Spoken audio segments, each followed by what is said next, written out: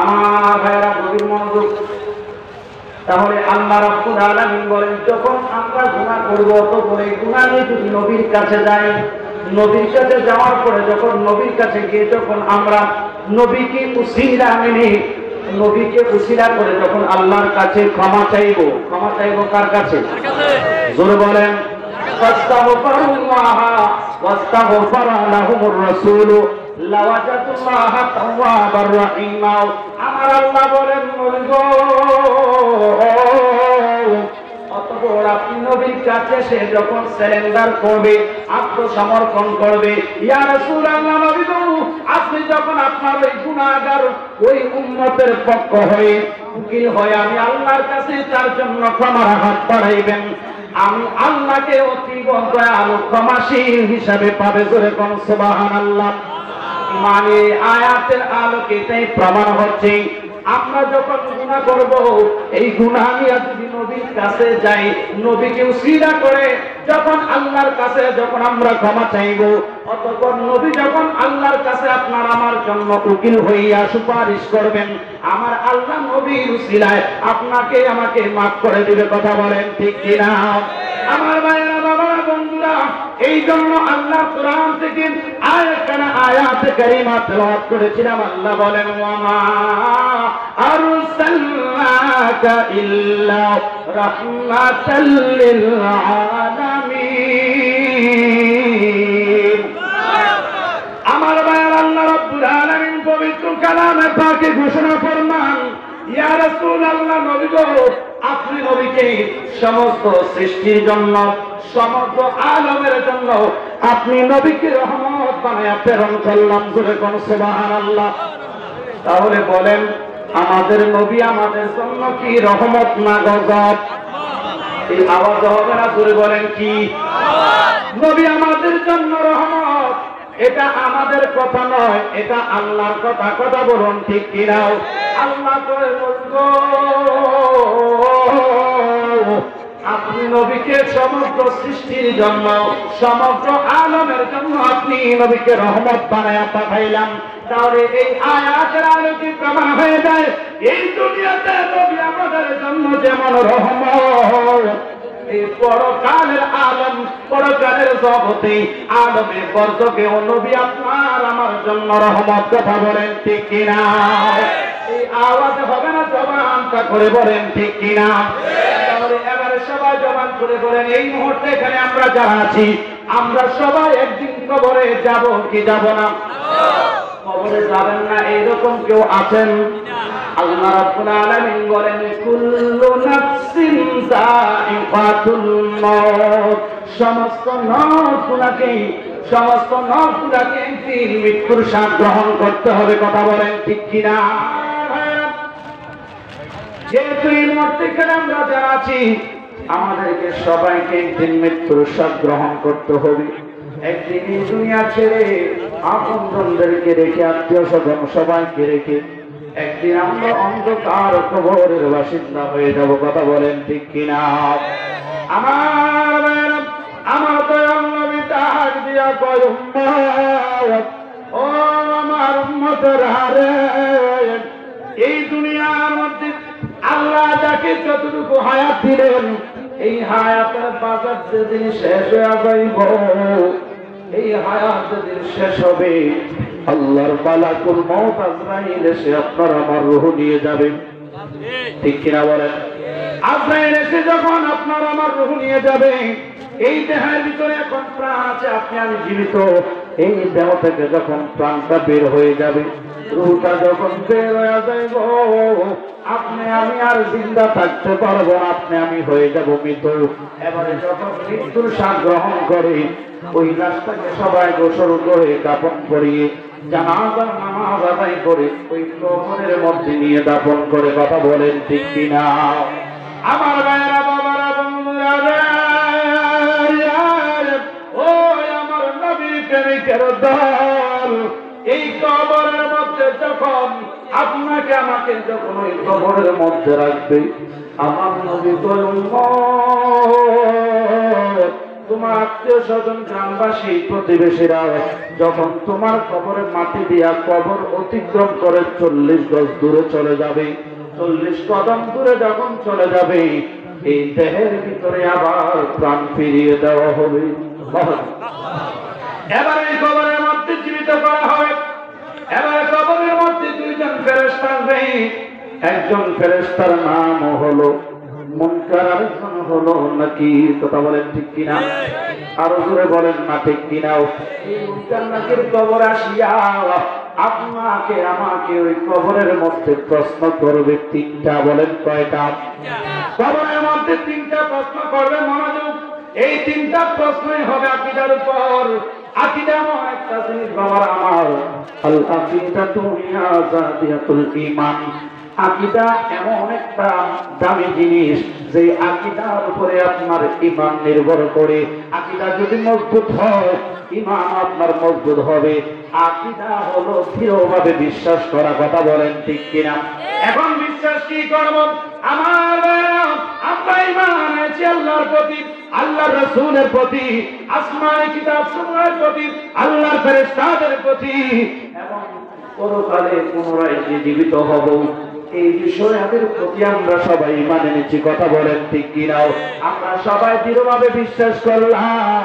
আমার ভাইয়েরা, বাবারা, বন্ধুরা, এবারে এই বিশ্বাস করেন, যখন আপনি ইমানদার হবেন, এই ইমানদার হয়ে যদি কবরে যেতে পারেন, ইমানদারের জন্য ওই কবরের মুনকার নাকিরের প্রশ্নের জবাব হবে সহজ।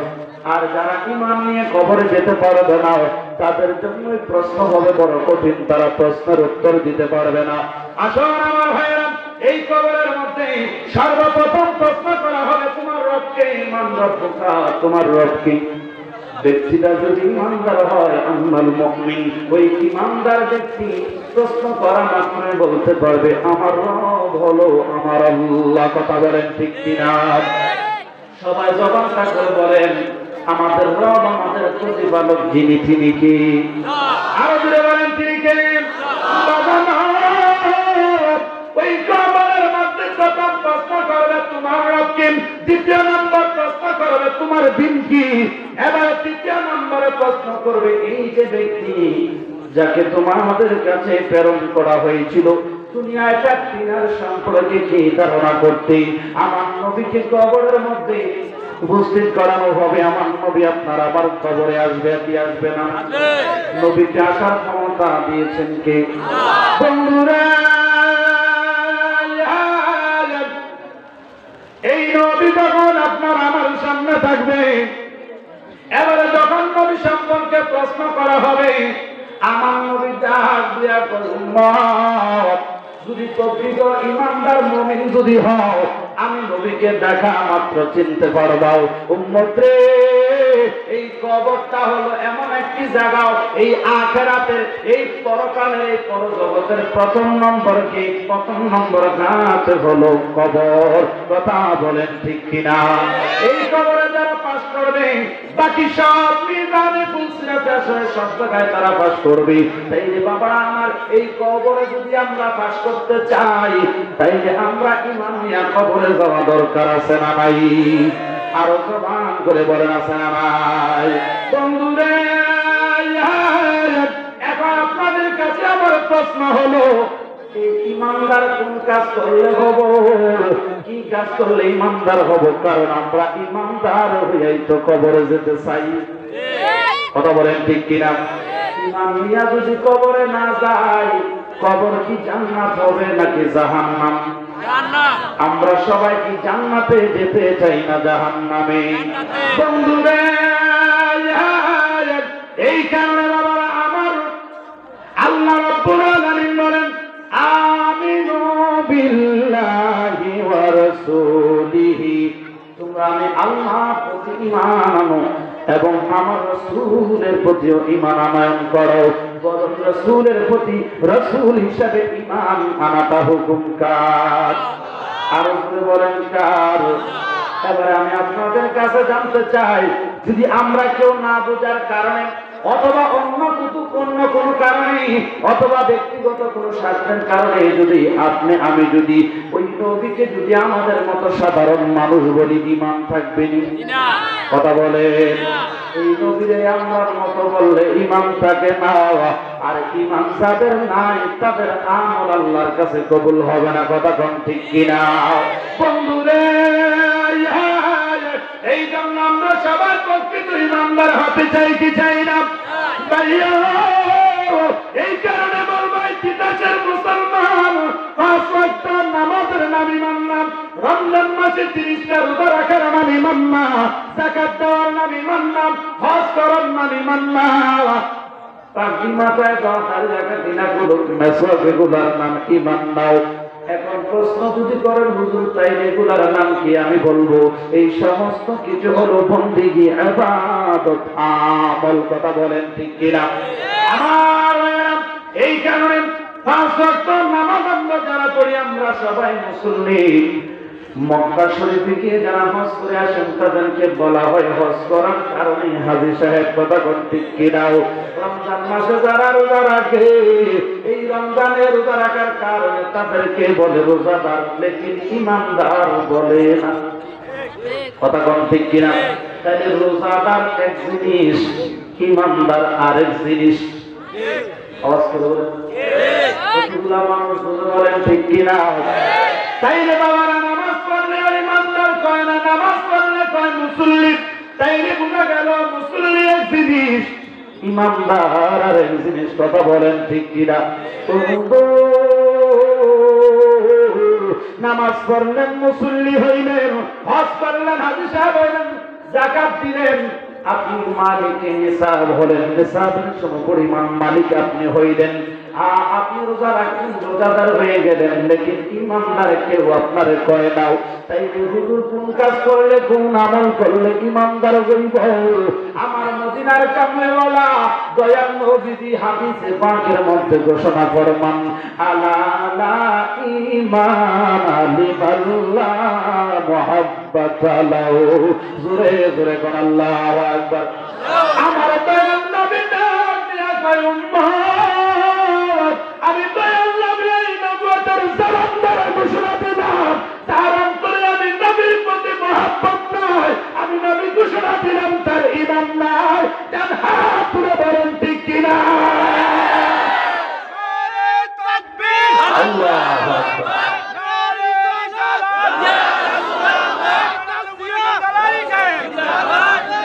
আল্লাহু আকবার বলেন। তাইলে প্রমাণ হয়ে যায় ঈমানের মূল আপনার আমার নবী মুহাম্মদ রাসূল। কথা বলেন ঠিক কিনা?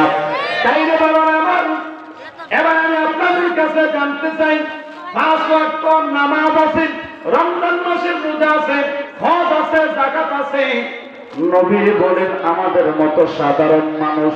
আমি জানতে চাই এই শিক্ষিত সমাজ এই কথা বললেই নামাজ, রোজা, হজ, যাকাত ইবাদতগুলি আল্লাহ কবুল করবনি? কথা বলেন বাবারে। এই নবীর উপর ঈমান রাখতে হবে, নবী হিসাবে, রাসূল হিসাবে। কারণ বাবারা আবু জাহেল তো আমার নবীরে দেখেও কপালে ধরে নাই।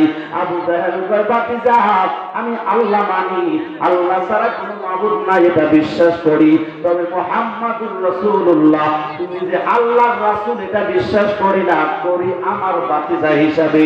আমি জানতে চাই আবু জাহেল কি ঈমানদার না বেঈমান? আরো জোরে বন্ধুরে। তাইলে প্রমাণ হয়ে যায় শুধু আল্লাহ মাইনা ঈমানদার হওয়া যায় না। আমার আল্লাহ কোরআনে ডাক দিয়ে করে বান্দা, মাইয়ুতির রাসূল ফাকাদ আতা আল্লাহ। ওর জগতের মানুষ যে আমার নবীর এত অনুগত করলো, সে যেন আমি আল্লাহর এত অনুগত করে, ঠিক কিনা? বাবারা আমার, নবীজিরে মানলে কিন্তু আল্লাহ মানা হয়ে যায়, শুধু আল্লাহ মানলে কিন্তু নবী মানা হয় না। কথা কোন ঠিক কিনা? আমার নবী ডাক দিয়া কয়, উম্মত আমি নবীর প্রতি ঈমান নিয়ে যারা কবরে আসবে, ওই ঈমানদার যখন কবরে থাকবে, মুনকার নকির যখন প্রশ্ন করব তোমার রবকে, তোমার দিন কি, তোমার সামনে যিনি দাঁড়িয়ে আছে তার চিরুনি, যদিও আমরা আমার নবীর জীবনে কোনোদিন দেখি নাই, দেখছেন না? জীবনে কোনোদিন আমরা নবী দেখি নাই।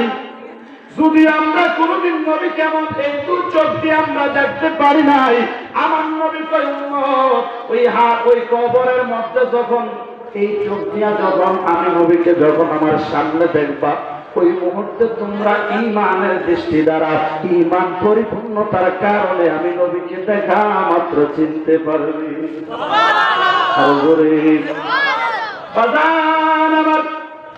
এই কবরের মধ্যে এই তিনটা প্রশ্নের উত্তর যারা পারবে, আমার আল্লাহ কয় ফেরেশতা ওই কবরটারে জান্নাতের বাগান বানায়া দেন।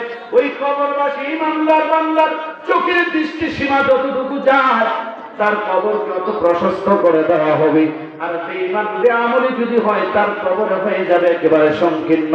ইমানদার মুমিনের কবরে আল্লাহ বলবে জান্নাতের একটি দরজা খুলে দাও, ওই জান্নাতি হাওয়া তার কবরের মধ্যে পৌঁছে দাও।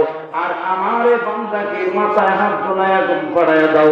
আমি আমার এই বান্দারে আর জ্বালাতন করতাম না, ডাক দিতাম না। এই বান্দা একটু গুণে উঠবে হাসরের ময়দানে। এবারে বলেন, এখানে আমরা যারা আছি আমাদের জীবনের সমস্ত কিছুর হিসাব একদিন আল্লাহর কাছে দিতে হবে কিনা? কথা বলেন। এই হিসাবটা যেদিন নেওয়া হবে, এই বিচারালয় যেদিন সাজাবে, ওই দিনটার নাম হলো ইয়াউমুল হাসর। ওই হাসরের ময়দান যেদিন কায়েম হবে, সবাইকে কিন্তু ওই ময়দানে উপস্থিত হতে হবে। কথা বলেন ঠিক কিনা? কোনো সন্দেহ আছে? এই হাসরের ময়দান কেমন হবে? এই হাসরের ময়দানের অবস্থা কেমন হবে? আমার নবী ঘোষণা করেন উম্মত, এই হাসরের ময়দান বড় একটি কঠিন জায়গা। এই হাসরের ময়দানে আল্লাহর সকল বান্দার কাছ থেকে তাদের পুরা জিন্দেগির ডিটেলস, তাদের পুরা হায়াত জিন্দেগির ভালো মন্দ সবকিছুর হিসাব দিবে। এই জন্য আল্লাহ রাব্বুল আলামিন বলেন, ফামাইয়ামাল মিসকালা যারাতিন খায়রান ইয়ারা ওয়া মান ইয়ামাল مثقال ذرة شرا يره। আল্লাহু আকবার। ভালো এবং মন্দ যে যা কিছুই করেছি, আমাদের সমস্ত কর্মগুলোর পরিমাণ হিসাব আমার আল্লাহর কাছে একদিন দিতে হবে। আপনারা বলেন ঠিক কিনা? বন্ধুরা, এই হাসরের ময়দান এমন জায়গা হবে, আমার দয়াল নবী ডাক দিয়া করুন, ওই হাসরের ময়দানটা বিশাল একটি ময়দান হবে। ওই হাসরের ময়দানে সবাই উলঙ্গ অবস্থায় উঠবো। আয়েশা সিদ্দিকা রাদিয়াল্লাহু তাআলা প্রশ্ন করলেন, ইয়া রাসূলুল্লাহ,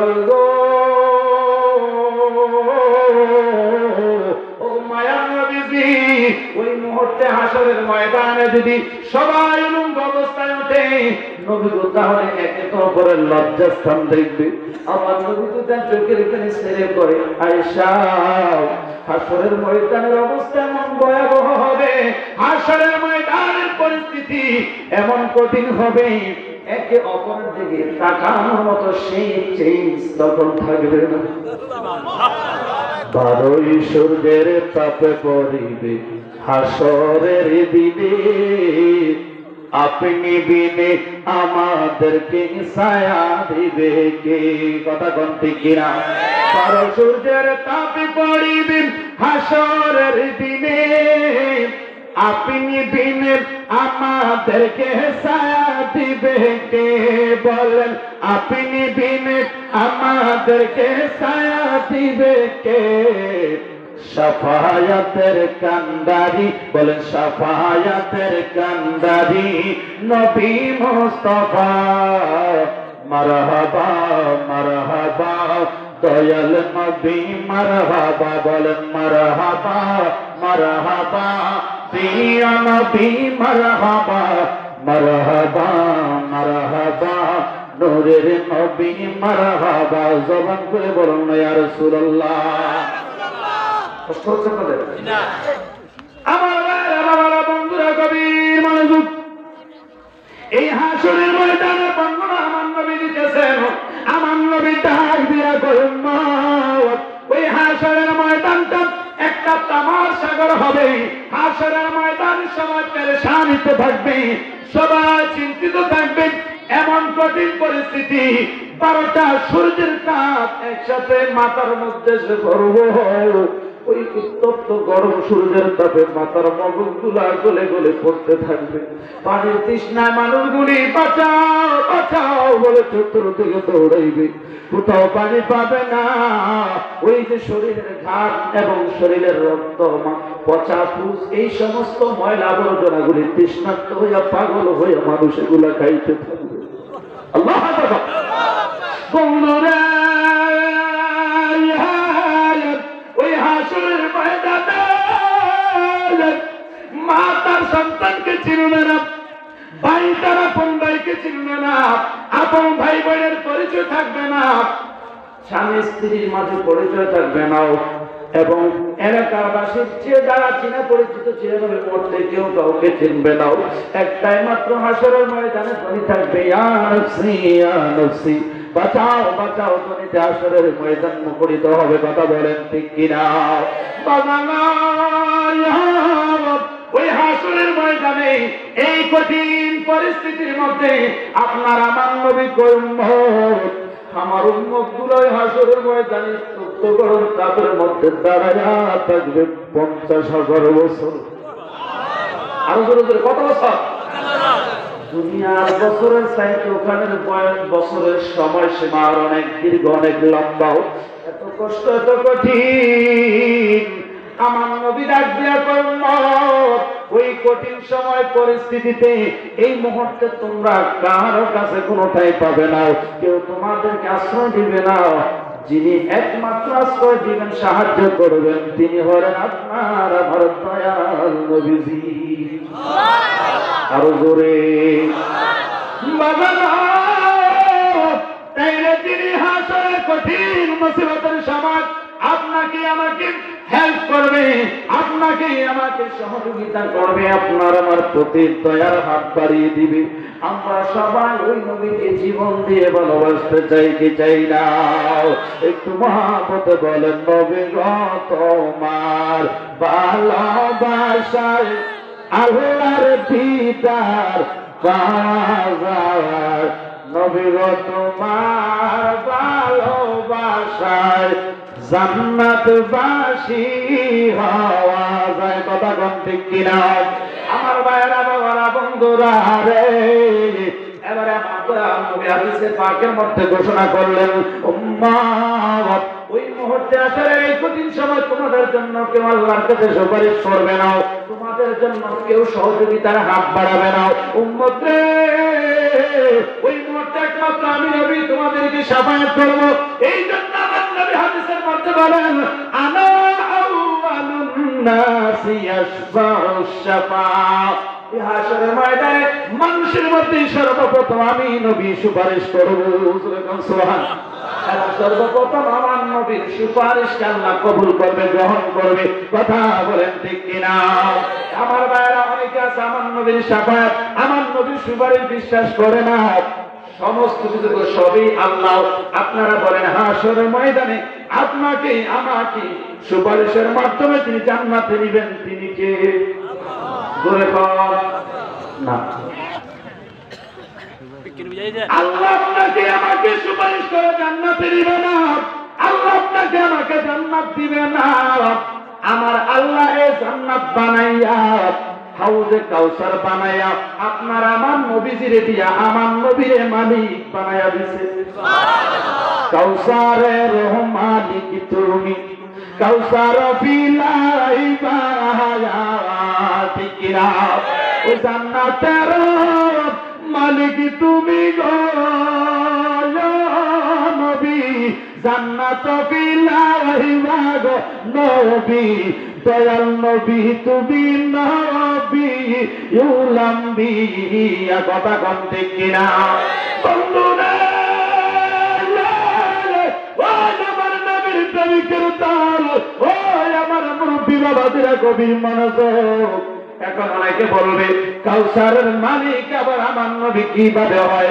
সমস্ত কিছুর মালিক তো হলো আল্লাহ, এটা আমরা অস্বীকার করি না। আল্লাহ খালিক হিসাবে, স্রষ্টা হিসাবে সমস্ত কিছুর মালিক আমার আল্লাহ। আর আমার আল্লাহ যদি দয়া করে আল্লাহর কোন সৃষ্টিকে মালিক বানায়া দেয়, ওই মালিকের ওই গুণকে অস্বীকার করা মানে আমার আল্লাহ প্রদত্ত ক্ষমতাকে অস্বীকার করা। ঠিক কি না? আল্লাহ রাব্বুল আলামিন বলেন, ইন্না আতাইনাকাল কাউসার। সুবহানাল্লাহ। কোরআনে আছে না নাই? সংগ্রহ আছে কোরআনের মধ্যে সূরা কাউসার আছে না নাই?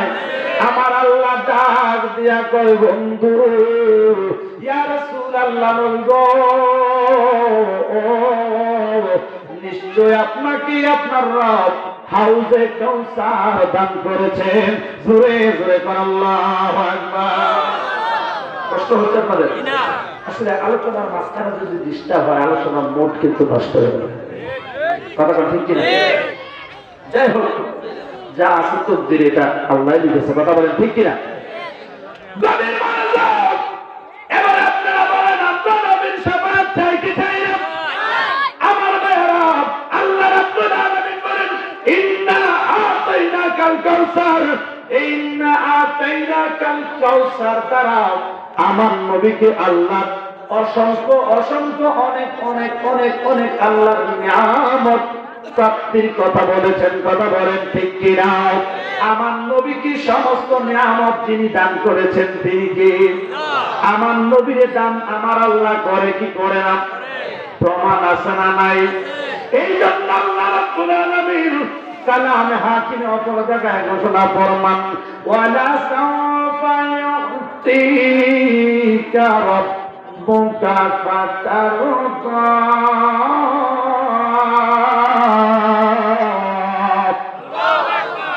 ঘোষণা কার? জোরে বলেন কার?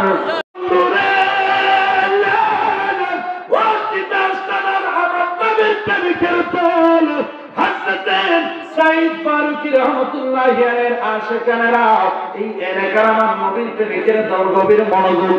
আমার আল্লাহ কয়, গো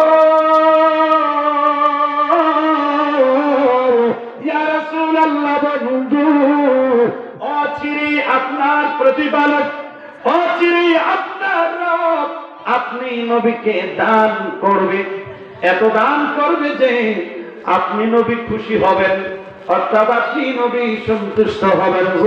সুবহানাল্লাহ। তাইলে এই আয়াতে আমার আল্লাহ যে আমার নবীকে দান করবেন, এই ইঙ্গিত আছে না নাই? আরো জোরে। এই আয়াতে এই সূরা দুহা আমার আল্লাহ বলে, নবী গো আপনাকে এত বেশি দান করব, আপনি খুশি হবেন। আর সূরা কাউসারের মধ্যে কয়, নবী গো ওই জায়গায় বলছিলাম আমি আপনার দান করব। নবী গো, নবী গো শুনেন শুনেন শুনেন, আপনাকে আপনার রব হাউজে কাউসার দান করে দিলাম। সুবহানাল্লাহ। আগের আয়াতে আল্লাহ কয় দান করবে, আর এখানে বলতেছে দান করে দিছি। এই ইন্না আতাইনা কাল কাউসারের অসংখ্য তাফসীর মুফাসসিরিনে কেরাম তাফসীর করতে করতে অনেকগুলি তাফসীর করে উল্লেখযোগ্য একটি তাফসীর করে শেষ করলেন, বলেন ইন্না আতাইনা আই খায়রান কাসীরা। জোরে জোরে বলেন আল্লাহু আকবার। ইয়া রাসূলুল্লাহ, নবী গো, ওয়া মায়ার নবীজি এই হাউজে কাউসার দ্বারা, এই কাউসার মানে কাউসার মানে আপনাকে আপনার প্রতিপালক অনেক অনেক অনেক অনেক বালাই মঙ্গল কল্যাণ নিয়ামত আপনি নবীকে দান করেছেন। সুবহানাল্লাহ। তাহলে কত দান করেছেন এটা আপনি আমি জানার কথা না, যিনি জানেন তিনি কে?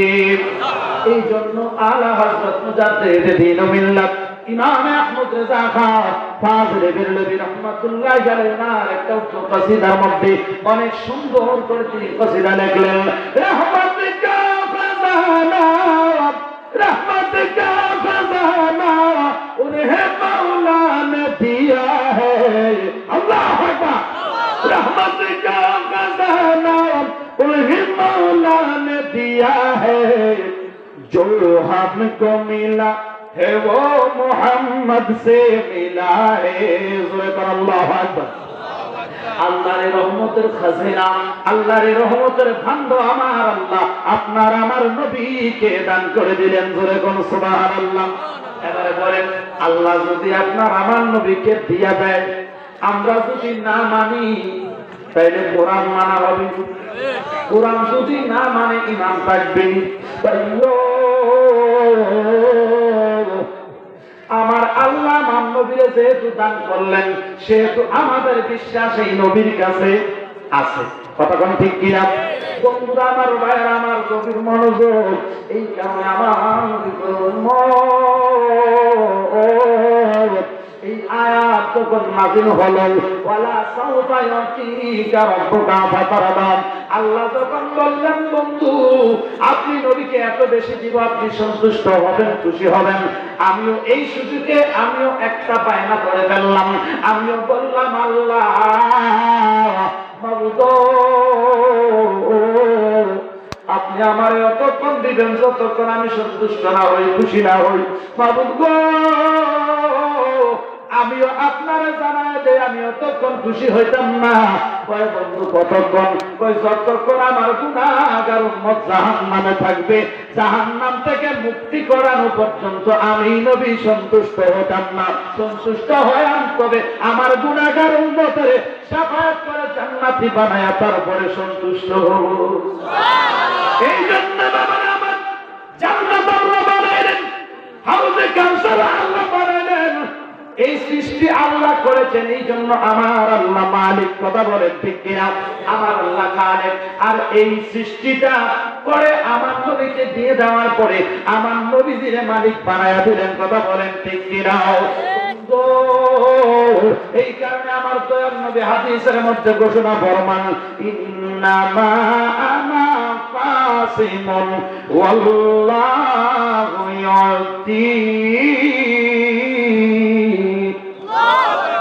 আমার নবী ডাক দিয়া কয়, উম্মতরা, ও আমার উম্মতরা, ও আমার উম্মতরা, শোনো শোনো, আল্লাহ হলেন দাতা। আল্লাহ আমি নবীর সমস্ত কিছু দেয়, আর আমি নবী হলাম বন্টনকারী। আমি নবী সবার মাঝে বন্টন করি। জবানটা করে কন্যা আল্লাহু আকবার। ওই আল্লাহ সাবেকে চোর মালিক, আল্লাহ সাবেকে চোর মালিক, নবী বন্টনকারী। আমরা নবীর ভিখারি, আমরা নবীর ভিখারি, আমরা নবীর ভিখারি, আমরা নবীর ভিখারি। কথা কোন ঠিক কিনা? এই বলেন, নবীর কাছে যেহেতু আল্লাহ দান করলেন, নবীর কাছে সেহেতু আছে, আর যেহেতু নবীর কাছে আছে, ওই নবীর কাছে চাইলে পাওয়া যায় কি যায় না? আর বলেন বন্ধু, এই নবীর কাছে পেঁচের বহু প্রমাণ আছে নাকি নাই? আর বলেন আমার ভাইয়েরা, মদিনাতুল মুনাওয়ারায় বাবুল ইস্তিসকার মধ্যে এসেছেন। মদিনাতুল মুনাওয়ারায় একটা সময় অনেক বড় দুর্ভিক্ষ দেখা দিল। অনাবৃষ্টিতে মানুষের ফসলগুলি নষ্ট হয়ে যাচ্ছে, মানুষের গৃহপালিত পশুগুলিও পানির অভাবে মারা যাচ্ছে, বৃষ্টি হয় না, জমিন ফেটে গেল। ওই আরবের মানুষেরাও, এই মদিনাবাসীরা যে ক্ষেত খামার করলেন, উত্তপ্ত গরম তাপের কারণে সমস্ত কিছু পুড়ে যাচ্ছে, জ্বলে যাচ্ছে, শুকিয়ে যাচ্ছে। সমস্ত মানুষ খুব কষ্টে দিন কাটাচ্ছেন। এই কঠিন পরিস্থিতিতে আমার নবীর সাহাবী কেরাম আমার নবীর কাছে গেলেন। হযরত সাইয়েদনা ওমর ইবনে খাত্তাব রাদিয়াল্লাহু তাআলা আনহু বলেন, যখন আমরা নবীর কাছে গেলাম, নবীর কাছে যাইয়া যখন নবীর কাছে এই বৃষ্টির জন্য প্রার্থনা করলাম, আমার নবী যেই মাত্র এই বৃষ্টির জন্য প্রার্থনা করার কথা নবীরে বললাম, আমার নবীজি এইভাবে হাত উত্তোলন করে দিলেন আকাশের দিকে, আল্লাহর কাছে কি যেন বলে দোয়া করলেন।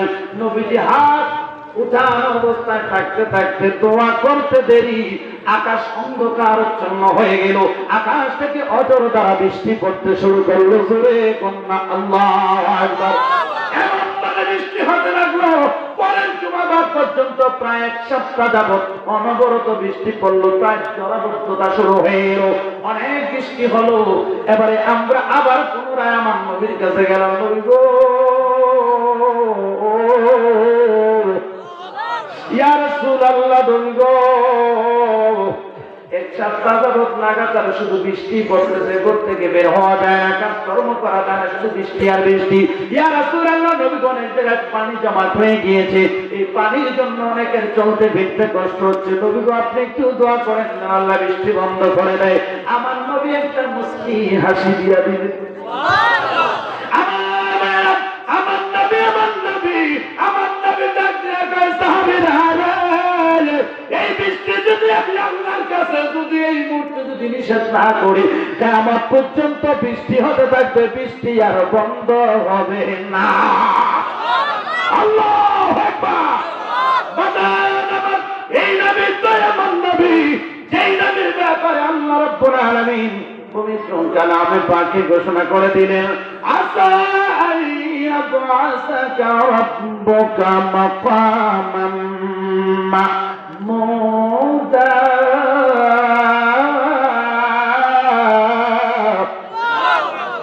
ঘোষণাকার কোরআনে পাকে আছে না নাই? বন্ধুরা আমার, ভাইরা আমার, আল্লাহ রাব্বুল আলামিন ডাক দিয়া কয়, নবী গো ইয়া রাসূলুল্লাহ, নবী গো অচিরেই আপনার রব আপনার প্রতিপালক মাকামে মাহমুদে আপনাকে স্থান দিবে, অর্থাৎ মাকামে মাহমুদ নামক স্থানে আপনাকে উঠে আপনাকে মর্যাদা দান করবে, সম্মান করবে। ওই উচ্চ স্থানে মাকামে মাহমুদ, ওই প্রশংসিত দামি স্থানে আপনাকে সম্মান স্থান দিবে। জবানটা খুলে বলেন আল্লাহু আকবার। সাহাবায়ে কেরাম জানতে চাইলেন, ইয়া রাসূলুল্লাহ, নবী গো এই মাকামে মাহমুদ এটা আবার কি?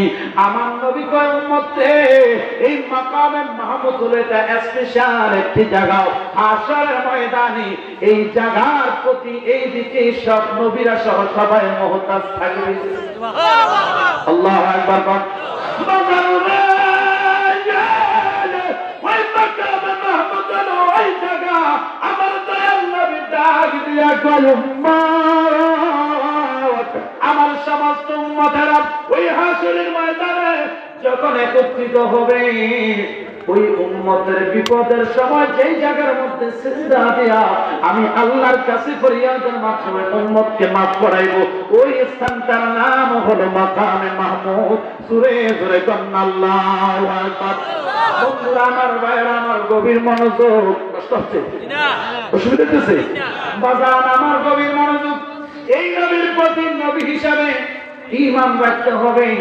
এই নবীকে আল্লাহ যত মুআজিজা, যত গুণ, যত শান, যত ইজ্জত মর্তবা দান করলেন, আল্লাহ বলেন বা'দুহুম দারাজাত, অন্য কোন নবীকে আল্লাহ এই সমস্ত মর্যাদা দান করেন নাই। সবচাইতে মর্যাদাওয়ালা তিনি হলেন আপনার আমার দয়াল নবীজি। সুবহানাল্লাহ। কথা বলেন ঠিক কিনা? বন্ধুরা আমার, ভাইরা আমার, এই দয়াল নবীজির শান আমার আল্লাহ পাকের দরবারে কত মহান দেখেন। এবারে আমার দয়াল নবী ডাক দিয়া, উম্মত ওই হাসরের ময়দান বড় বিপদের জায়গা। ওই হাসরের ময়দানে আল্লাহ কাউকে জান্নাত দিবে না, আল্লাহ সেদিন রাগান্বিত থাকবেন, আল্লাহর সামনে ভয়ে কেউ কথা বলতে পারবে না, আল্লাহ সেদিন পাহাড়িয়তে সুরত ধারণ করবেন। আমার আল্লাহ এমন একটা ধমক দিবেন, হাসরের ময়দান স্তব্ধ হয়ে যাবে। আমার ওই দিন উত্তপ্ত গরমের তাপ, মানুষ বেকার হয়ে যাবে, বেসাহারা হয়ে যাইব। বাঁচাও বাঁচাও মনে চতুর্দিকে দৌড়াইব, তামার সাগরে সাঁতরাইবে। আমার নবী উম্মতরে ওই মুহূর্তে গরম তাপে মানুষের শরীরের মাংসগুলা কইসা পড়বে, মানুষের শরীর থেকে যে মরাক্ত ময়লা বের হবে, মানুষ তৃষ্ণার্ত হইয়া এই ফুজ রক্ত মরক্ত গুলা খাইতে থাকবে। কত কঠিন হবে আশার ময়দান। এ আমার যুবক ভাইয়েরা, ও আমার বিরুদ্ধে বাবাজিরা গো, আমরা কিন্তু সবাই একদিন ওই ময়দানের শ্রোতা হয়ে যাব। ওই ময়দানে আপনাকে আমাকে দাঁড়াইতে হইব। একটু আপনাদের ঘুমন্ত বিবেকটাকে জাগ্রত করেন। জীবনে কি আমল করলেন, কি করলেন না করলেন, সমস্ত কিছু যিনি জানেন তিনি কি? আরো জোরে। ভালো মন্দ সবই আল্লাহ আছে তোমার জানা, ঠিক কিনা? সেদিন মিথ্যে বলার নাই রে সুযোগ, চলবে না বাহানা, কথা কোন ঠিক কিনা? আরে ভালো মন্দ সবই আল্লাহ আছে তোমার জানা, মিথ্যে বলার নাই রে উপায়, চলবে না বাহানা, কথা কোন ঠিক কিনা? আমার সর্বাঙ্গ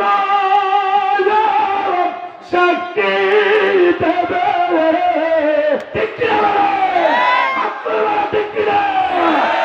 আমার সর্বাঙ্গ সাক্ষী দেবে, সর্বাঙ্গ সাক্ষী দেবে, কেমনে আমি মিথ্যা কই, আমি তোমার ক্ষমার যোগ্য নই দয়াল,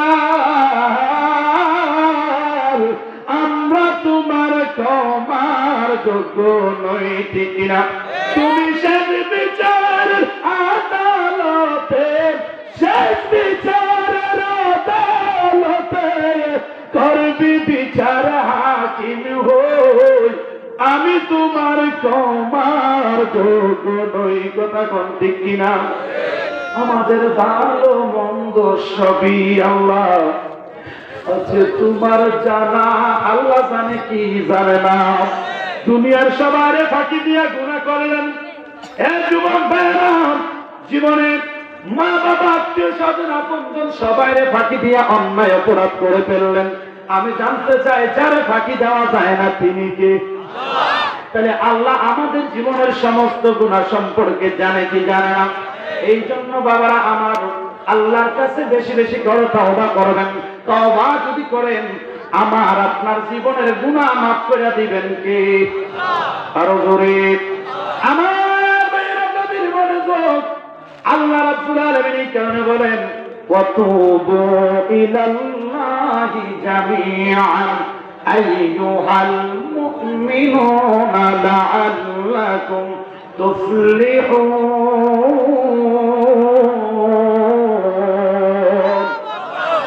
যারা আমি আল্লাহর কাছে তওবা করবে, নিশ্চয় যারা আমি আল্লাহর কাছে আন্তরিকভাবে যারা তওবা করবে, ওই সমস্ত মুমিন তারাই হবে সফলকাম, তারাই আমি আল্লাহর কাছে প্রিয় হয়ে যাবে, কথা বলেন ঠিক কিনা?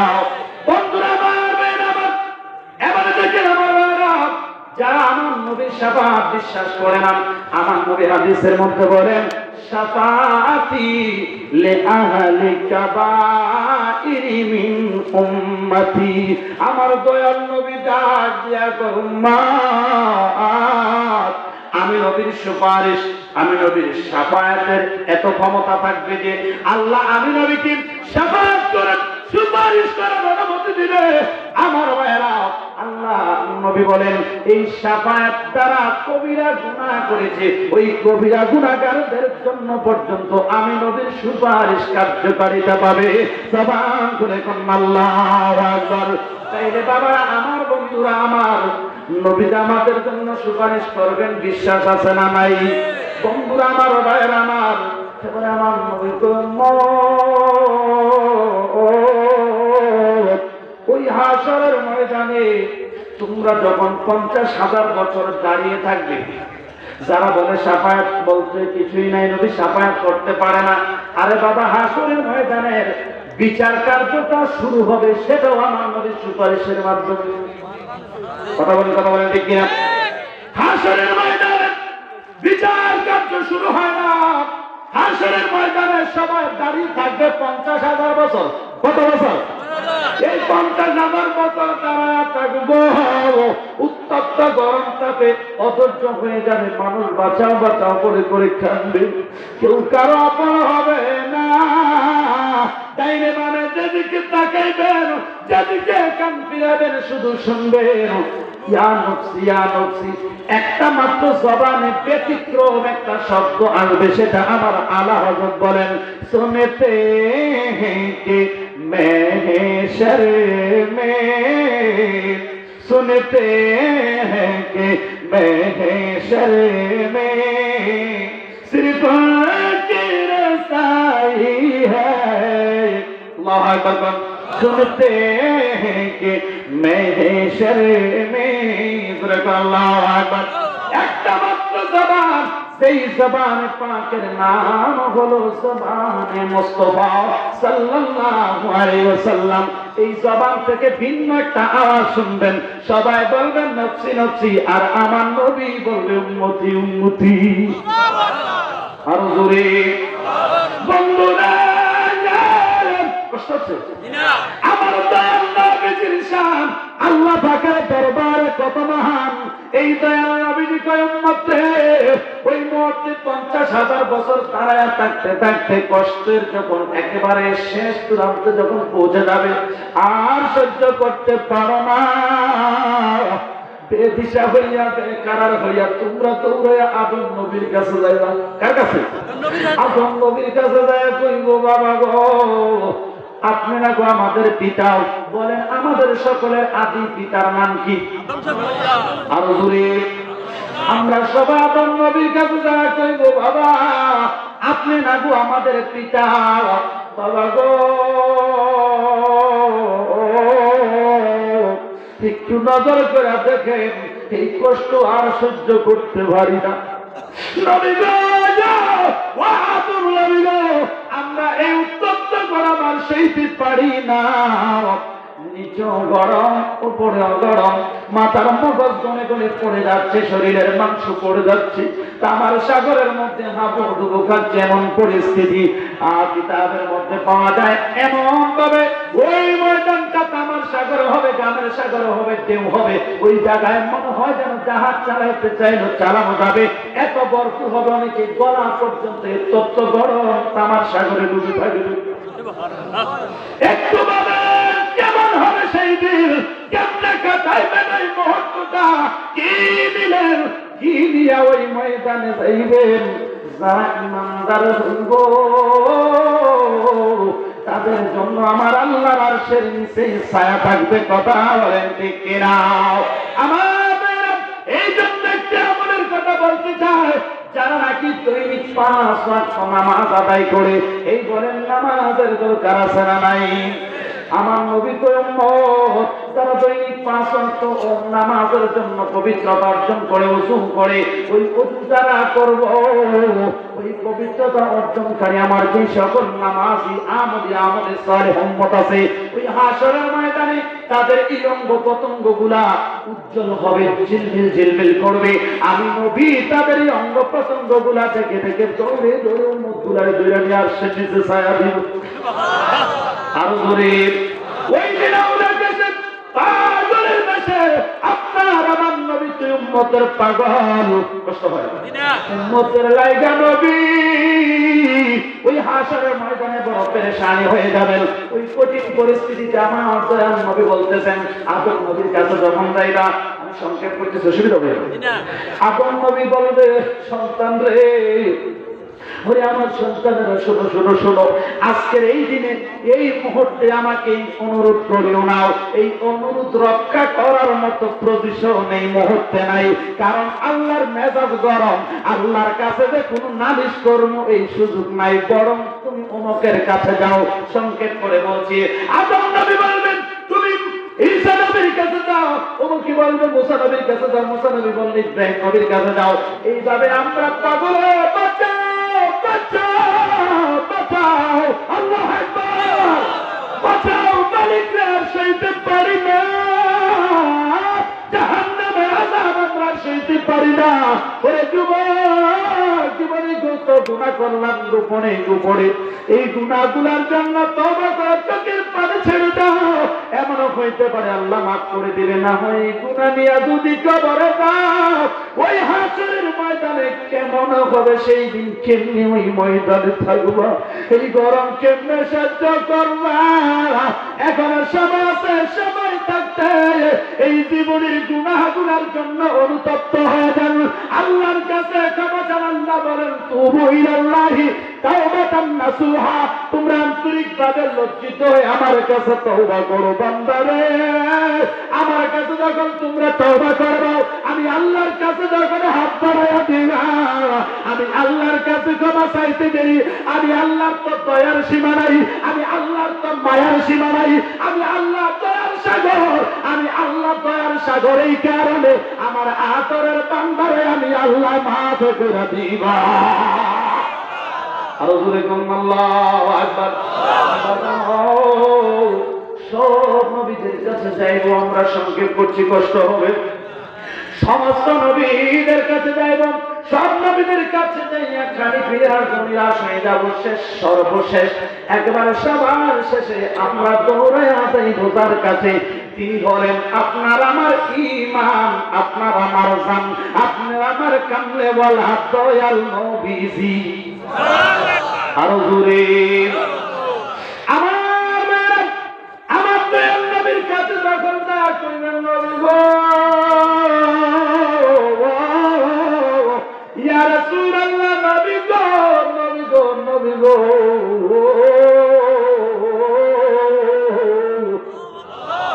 নবী গো আর তো সইতে পারি না গো নবী, আমার আর কোনো বান্ধব নাই নবী গো, কেউ আমার সহযোগিতা করছে না। ইয়া রাসূলুল্লাহ, নবী গো আর সহ্য করতে পারি না, অত্যন্ত গরম আর সইতে পারি না নবী গো, একটু দয়া করে এই মুহূর্তে আপনি ছাড়া আমাদের আর কোনো বান্ধব নাই নবী গো, একটু দয়া করে আপনি আল্লাহর কাছে আমাদের জন্য একটু সুপারিশ করেন না নবী গো। আল্লাহ যেন আমাদেরকে এই মুসিবত থেকে, আযাব থেকে যেন মুক্তি দান করে। আমার নবী কয় উম্মত আয় আয় আমার কাছে আয়, উম্মত রে আয়, আজকের এই কঠিন দিনে তোমাদের জন্য শাফাআত করা, সুপারিশ করার আর কেউ নাই। উম্মত রে আয় আয় আমার কাছে আয়, আজকের এই বিপদের দিনে, আজকের এই কঠিন মুসিবতের সময় একমাত্র আল্লাহর কাছে যার সুপারিশ কবুল হবে, আল্লাহর কাছে সুপারিশ করার মতো সাহস যিনি রাখে, যোগ্যতা যিনি রাখে, তিনি আর কেউ নাই রে, তিনি হলেন আপনার আমার দয়াল নবী। জোরে কোন সুবহানাল্লাহ। আরো বলেন ইয়া রাসূলুল্লাহ, এই নবীর সামনে আমরা চাই কি চাই না? তুই হাত করে বলে চাই কি চাই না? আল্লাহু আকবার বলেন। বাজান আমার কষ্ট হয় না। এবারে আমার আপনার নবীজি ওই মাকামে মাহমুদ নামক স্থানে আপনার আমার নবী উঠবেন। ওই যে আল্লাহ বলেছিলেন বন্ধু, আপনার রব আপনাকে মাকামে মাহমুদ নামক ওই স্থান উঠে আপনাকে কি করবে? সম্মান করবে, মর্যাদা দান করবে। এই জন্য বাবারা আলা হযরত বলেছিলেন দেখিয়ে হাশর মে ইজ্জতে রাসূলুল্লাহ কি আরশ হক হ্যায় মসনদ রিফাতে রাসূলুল্লাহ কি, अरे देखनी है हशर में इज्जते रसूलुल्लाह की। আল্লাহু আকবার। এখন আমরা যারা এই নবীকে আমাদের মতো বলি, আমরা যারা এই নবীকে আমাদের মতো সাধারণ বলি, এখন বুঝবা সেদিন হাশরের ময়দানে কেউ তোমার আমার উপকার করতে পারবে না, তোমার আমার জন্য কেউ কাছে আসবে না। ওই কঠিন মুসিবতের সময় যখন নবী তোমার আমার জন্য সুপারিশ করবে, তখন বুঝবা হায় রে নবী কেমন দম কথা বলেন, ঠিক কিনা? এবার আমার দয়াল নবী কই উম্মত ওই মাকামে মাহমুদের মধ্যে আমি নবী সেজদা দিব। আল্লাহ আমাকে এমন কিছু আল্লাহর গুণকীর্তন করার মতো বাণী শিক্ষা দিয়েছেন, আমি আল্লাহর প্রশংসা সমন্বয়ে ওই বাণীগুলি আমি আল্লাহর কুদরতি কদমে সেজদা দিয়ে আল্লাহর দরবারে ফরিয়াদ করব, আল্লাহ আমার উম্মতের মাফ করে দাও। তাছাড়াও হাদিসের মধ্যে এসেছে লিকুল্লি নাবিয়্যিন দাওয়াতুন মুস্তাজাবা, আল্লাহ সব নবীদেরকে একটা একটা স্পেশাল মকবুল দোয়ার বাজেট দিয়েছিলেন। এমনিতেও দোয়া কবুল, তারপরেও নবীদের সম্মানার্থে একটা দোয়া দিয়েছিলেন। সব নবীরা দুনিয়া থাকতে ব্যয় করেছে, আমার নবী ব্যয় করে নাই। সাহাবীরা জানতে চাইলেন নবী গো কেন ব্যয় করেন নাই? আমার নবী বলেন শাফাআতি লিকুল্লি উম্মতি ইয়াউমাল কিয়ামা। উম্মতে আমি কারণে ব্যয় করি নাই, হাসরের ময়দানে কঠিন মুসিবতের সময় আমার উম্মতের যখন বড় মুসিবত যাবে, বড় বিপদ যাবে, ওই মুহূর্তে আমার এই উম্মতগুলোর বিপদ থেকে উদ্ধার করার জন্য, আযাব থেকে মুক্তি করে জান্নাতে নেওয়ার জন্য মাকামে মাহমুদে যাই আমি দোয়াটা করব। দোয়া করতে দেরি আল্লাহ দোয়া কবুল করে। অথবা আল্লাহ বলবে বন্ধু ইয়া রাসূলুল্লাহ নবী গো, ও মায়ার নবী গো, ইয়া রাসূলুল্লাহ বন্ধু আপনি আর সিজদা করে কাঁদেন না। নবী গো আপনি মাথা মুবারকটা আনব করেন, আপনি সুপারিশ করেন, যা করেন তাই কবুল করা হবে। নবী গো আপনি যা চান তাই দেওয়া হবে। আমার নবী বলবে আল্লাহ আমার গুনাহগার উম্মতের মুক্তি চাই। আমার নবী আল্লাহর কাছে আপনার আমার জন্য মুক্তি চাইবেন। আল্লাহর কাছে যখন আপনার আমার জন্য মুক্তি চাইবেন, আমার নবীর সুপারিশের খাতিরে আমার নবীর উসিলা আপনাকে আমাকে মাফ করে জান্নাতে নিয়ে যাবে। এবারে আসুন হাসরের ময়দানের মূল হাকিকত। আল্লাহ করে নবী গো এই হাসরের ময়দান আমি বানাইতাম না, এই হাসরের ময়দান আমি বানাইতাম না। বিচার আসার জান্নাত ব্যস্ত সুযোগ এগুলোর দরকার ছিল না বন্ধু। কেন বানাইছি জানেননি? ইয়া রাসূলুল্লাহ নবী গো আপনি যে আমার কলিজার টুকরা বন্ধু, আমি আপনি নবীর শান বুঝানোর জন্য এই হাসরের ময়দানে সব নবীদের জবানকে আমি বন্ধ করে রাখলাম। সবার কাছে গিয়ে আপনার উম্মতেরা ফিরে আসবে, আপনি মাত্র আমার কাছে সুপারিশ করবেন আর আপনার সুপারিশে সর্বপ্রথম কবুল করা হবে। শুধু তাই না, হাদিসের মধ্যে এসেছে সর্বপ্রথম যখন মানুষ জিন্দা হওয়ার জন্য, হাসরে ওঠার জন্য ইসরাফিল যখন সিংহায় ফুঁক দিবেন, সর্বপ্রথম ওই রওজা মুবারক থেকে আমার নবী উঠবেন ৭০,০০০ ফেরেশতার বহর নিয়া এবং বুরাক নামক বাহনের মধ্যে করে আলিশান ভাবে রাজকীয় ভাবে আমার দয়াল নবী হাসরের ময়দানে আগমন করবেন। আরো গুরে সবসে আওলা আলামা রানা বে सबसे बालाओ आलामा अपने मौला का प्यारा हमारा नबी तुम आलम का तोलामा रानवी तो हाथ उठाए बोले नबी को शब बोले सबसे औला लामा रानवी बोले सबसे पाला वो आला मुल्क को नहीं दमे अंबिया ताज दारों का हमारा नबी सबसे औला लामा বলেন এই নবী যে আপনার আমার জন্য শাফায়াত করবে, বিশ্বাস আছে না নাই? এই যে নবী আপনাকে আমাকে মুসিবতের সময় শাফায়াত করে বাঁচাবেন, আমরা সবাই ওই নবীর পক্ষে মরণ পর্যন্ত থাকতে চাই কি চাই না? আল্লাহ যেন এই নবীর উপর পূর্ণ আস্থা বিশ্বাস ভক্তি রেখে নবীর আশা করে নবীর তরিকা মোতাবেক নবীর সুন্নাত মোতাবেক জীবন গঠন করে এই দুনিয়া থেকে ঈমান নিয়ে যেন যেতে পারে। আল্লাহ আমাদের সবাইকে সেই তৌফিক দান করুন। জোরে বলুন আমিন।